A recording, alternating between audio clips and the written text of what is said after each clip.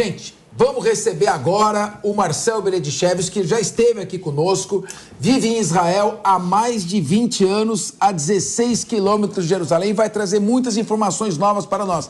Marcel, boa noite, porque são 21 horas e 33 minutos em Jerusalém. E aqui no Brasil, 15 horas e 32 minutos.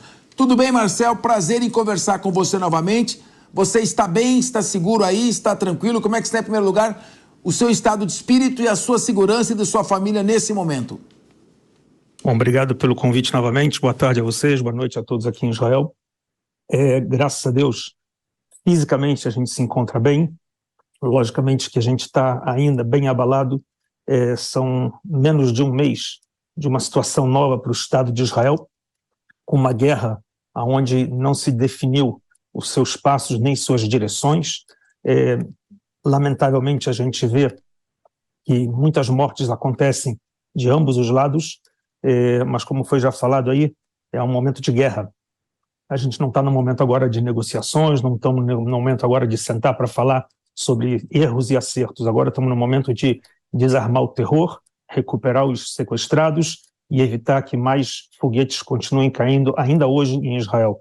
Falam que falta eletricidade, faltam que falta gasolina, mas continua tendo foguetes na faixa de Gaza diariamente aqui em Israel. E não só da faixa de Gaza, como também já teve da Síria hoje, do Líbano durante a semana. Ou seja, um momento nada muito agradável, nada muito tranquilo. Logicamente o governo e o exército está preparado e se preparando para qualquer ação que possa vir, para qualquer lado que possa necessitar. Mas a gente sabe que não é o momento dos mais tranquilos e muito menos de agora falar de paz. Agora, no momento, é acabar com o terror e com as celas do terror. Isso é o mais importante. Marcel, você tem que idade? Para fazer uma pergunta em razão disso, pelo que você viveu. Desculpa a minha intromissão. Nenhum problema, eu tenho 60 anos. Então, você tinha provavelmente 10 anos quando teve a guerra do Yom Kippur. Eu sei porque eu tinha 9. Exatamente. E, veja bem, ali foi uma guerra em que colocou Israel numa situação de perigo. Foi 50 anos e um dia antes do ataque de 7 de outubro do Hamas. Foi em 6 de outubro que iniciou o ataque do Egito, né, na chamada Guerra do Yom Kippur. Foi uma guerra muito perigosa para Israel. Israel também estava distraído naquele momento, sofreu uma penetração no seu território, depois conseguiu reverter e se sair vencedor. É uma guerra diferente agora? Você não tem um exército convencional com tanques, é uma guerra em sistema de guerrilha. Essa é uma guerra que ela é mais difícil de ser travada porque é contra guerrilheiros, terroristas? Em duas partes eu vou responder. Primeiro, o que você fez de comparação com relação ao Yom Kippur de surpresa. Em parte é surpresa, mas o que Israel sofreu foi o mesmo jogo de brincadeiras dos muçulmanos, nesse sentido de eu brinco de te atacar, não era brincadeirinha, eu volto para trás, brinco, volto para trás, ameaço, volto para trás. Essa brincadeira durante os últimos meses aconteceu na faixa de Gaza e aconteceu também na guerra do Yom Kippur. O serviço secreto recebia informações, vamos atacar hoje, aí todo mundo ficava tenso, preparado, não acontecia nada, blefe. Era um blefe atrás de outro, até que uma hora fala assim, estão blefando. Aqui foi a mesma coisa, o exército tinha todas as informações de que era mais um blefe do pessoal da Hamas, eles apenas estão treinando, não tem nenhum ataque planejado. Uma falha no sistema de informação, provavelmente, mas é o modelo de botar confiança no nosso parceiro. As últimas gerações em Israel se colocou muita confiança nos últimos 30 anos, dezenas de oportunidades de confianças de negociação com a autoridade palestina e com grupos de todos os tipos, se ele é da Fatah, se ele é da Hamas ou qualquer outro que vão surgir após o Hamas. Todos são dados oportunidades de negociação e se dá muita facilidade. Não, eles estão levando numa boa, Depende, na hora a gente descobre o que na verdade eles são, ou seja, são pessoas que só têm um propósito, destruir o Estado de Israel, a existência de povo judeu nessa região, talvez até no mundo inteiro, como parte de algumas filosofias radicais islâmicas têm nos seus papéis, mas é para isso que a gente tem que estar aqui preparado. Ou seja, é diferente em parte. O modelo de como eles atacaram é igual em todos os outros modelos. A diferença agora é específica de não ser um exército, de ser um grupo terrorista. não tem um exército uniformizado. Cansamos de ver imagens de pessoas vestidas com roupas civis fazendo ataques. Quando as pessoas falam que Israel ataca civis inocentes, não sabemos quem são civis inocentes. Talvez nenhum civil é inocente, uma vez que suas mães mandam os filhos para acampamentos militares com 3 anos de idade. Essa mãe é inocente? Essa criança é inocente? Não sei. Marcel, o nosso professor de Relações Internacionais quer fazer uma pergunta para você. Meu querido Acácio Miranda, sua pergunta para o nosso amigo Marcel, que está aqui. Marcel, prazer falar com você, boa noite aí. Prazer, boa noite. Você falou sobre contexto interno e o contexto externo de Israel, mas nós sabemos que dias antes dos ataques, ou num período anterior aos ataques, Israel vivia um conflito interno, polarização política, inúmeras discussões, uma divisão internamente. O quanto você acha que essa divisão fragilizou Israel a ponto de facilitar os ataques terroristas do Hamas? Olha, de novo, duas formas de responder.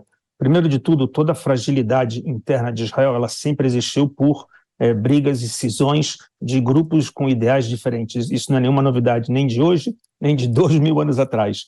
O povo judeu é um povo étnico com uma religião, mas não todos são iguais, não todos pensam iguais. Temos judeus de direita, temos judeus de esquerda, temos judeus ortodoxos e não ortodoxos, mas todos, no final das contas, são irmãos e lutam pela sua sobrevivência e ter um Estado soberano, cada um enxergando da sua forma.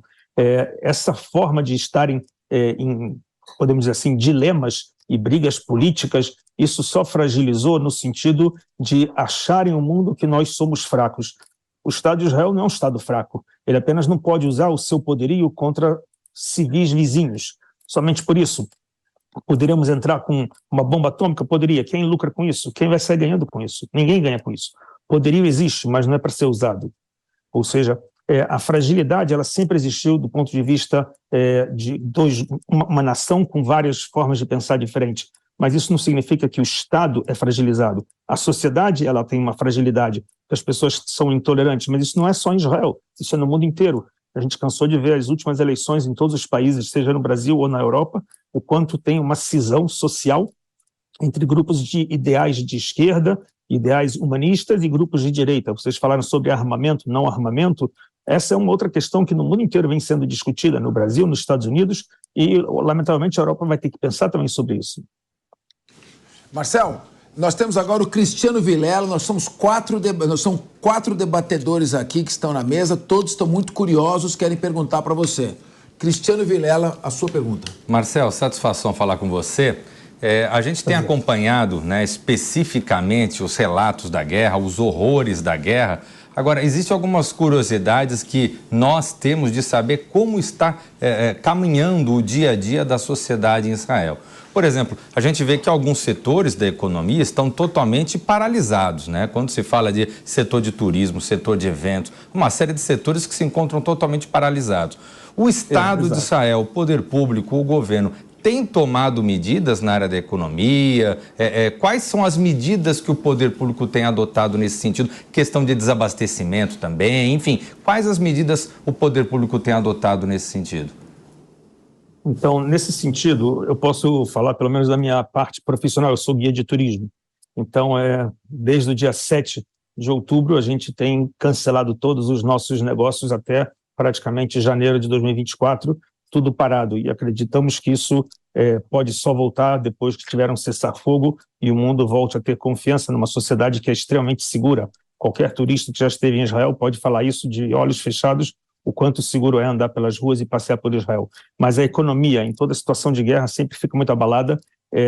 O departamento hoje, essa semana, o parlamento discutiu para os autônomos um sistema de ajuda para começar essa semana, ou pelo menos para a virada do mês, para que possam ter um alavanque. Tivemos experiências de 2 anos do período da corona, onde a economia ficou bem quebrada, e já falaram que uma parte do modelo vai ser igual, não todos os lugares vão ter o mesmo modelo como foi no período da corona, mas a sociedade está se trabalhando, o governo está trabalhando em cima disso. Logicamente não agrada a todos, não agrada a mim também, mas, de novo, eu não sou o produtor de dinheiro do Estado, eles têm pessoas profissionais que trabalham com a a questão econômica, eles sabem do momento. Hoje em dia existem outras prioridades, então talvez vai ser um pouco difícil, 1 mês de aperto, 2 meses de aperto, mas o governo sim está atuando e já vai liberando, já as pessoas foram se inscrever dentro do seguro-saúde, do seguro nacional, para cada um que está sem trabalho, para que seja atendido em breve, ou seja, o sistema funciona. Não vai agradar a todos? Lamentavelmente, a gente não consegue, a gente não vive aqui com um barril de petróleo embaixo da nossa terra, lamentável. Marcel, eu estou recebendo aqui um telegram do Jewish Breaking News. O ministro das Relações Exteriores, Sergei Lavrov, encontrou agora o presidente do Irã, Ibrahim Raisi, na cidade de Teherã. Nós sabemos que Putin mantém boas relações pessoais com Bibi Netanyahu, mas, ao mesmo tempo, anseia por uma guerra por procuração, não uma guerra direta com os Estados Unidos. O que você entende dessa visita, que ela tem uma dupla interpretação, para acalmar ou para prevenir? Qual o risco de uma guerra por procuração se estender da faixa de Gaza para o Irã, envolvendo Estados Unidos e Rússia, Israel tendo que ficar numa situação no meio dessas duas potências que não se bicam, não se toleram e cada vez mais estão intransigentes uma com a outra? É verdade que todo esse conflito envolve grandes potências. A China também está envolvida nisso, não podemos esquecer, e por mais que a China também se encontre num eixo que não é pró-Estados Unidos, mas se definiu nos últimos 1 dia, 2 dias de apoio a Israel, ou seja, as forças estão muito confusas. Temos que entender que as guerras, não é só aqui em Israel que temos guerra, simultaneamente estamos tendo guerra na Rússia com a Ucrânia, tivemos e ainda temos uma situação de guerra com a Síria aqui do lado. Lamentavelmente as pessoas falam de civis e de problemas de morrendo pessoas aqui, mas morreram já nos números acima de 100, 200, 500 mil em outros lugares como na Síria, e já estamos em quase 100 mil na guerra na Ucrânia. Ou seja, o mundo às vezes quando fala de Israel toma uns holofotes extremamente elevados em potência para falar sobre o conflito do mundo. O conflito do mundo sempre existiu, os polos sempre existiram.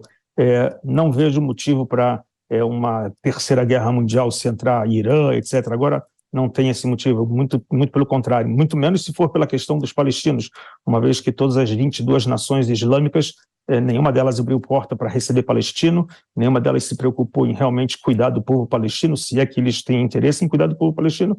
Então, é só uma expressão dizer, eles usam os palestinos para suas causas.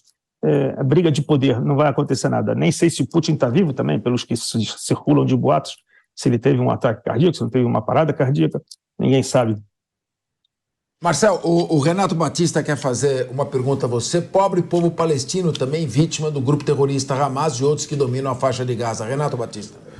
Boa noite para você, Marcel. Prazer falar contigo. Hoje, o presidente Lula ele deu uma declaração, aliás, foi ontem à noite, dizendo que Israel matou milhões de pessoas após reagir ao ataque terrorista do Hamas. Obviamente, isso é uma fake news, dado o número que foi falado por ele, mas, de alguma maneira, isso expressa um certo sentimento de algumas pessoas que chegam a falar que Israel cometeu crime de guerra, que esse cerco de Israel de não deixar passar combustível, eletricidade, água ou qualquer outra coisa desse tipo, isso seria, na verdade, um crime de guerra. Eu queria que você comentasse a declaração dessas pessoas.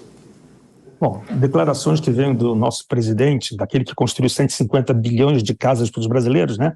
Ou seja, essas declarações a gente tem que relevar. Realmente é uma pessoa que não sei como conseguiu ainda se manter nesse poder.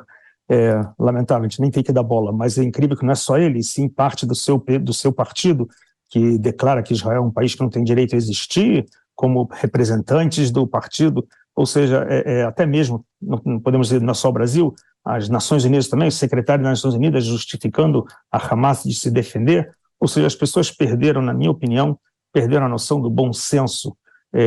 Israel abriu uma sessão de cinema, se é que podemos dizer assim, convocando uma centena de jornalistas para assistirem às cenas do que aconteceu no fatídico dia 7, filmados não por Israel, filmados pelos próprios palestinos. Quem quiser, eu tenho no meu Instagram, a gravação de um jovem palestino feliz da vida ligando do celular de uma menina judia para os seus pais em Gaza, mostrando no WhatsApp: olha as fotos, eu matei 10 judeus com a minha própria mão, se orgulhando. E a mãe falando: quem dera eu pudesse estar aí. Essa é a educação dos civis inocentes que tem. Então, é irrelevante levar alguma fala do nosso presidente adiante, porque realmente não merece nem atenção. Olha, Marcel, a gente quer agradecer muito e queremos também voltar com você em outros programas, trazendo a atualização do que está acontecendo. São 21 horas e 48 minutos em ponto aí em Israel. E, portanto, são 15 horas e 48 minutos aqui no Brasil. Um abraço para você, Marcel. Fique em segurança, fique bem. Obrigado, boa noite.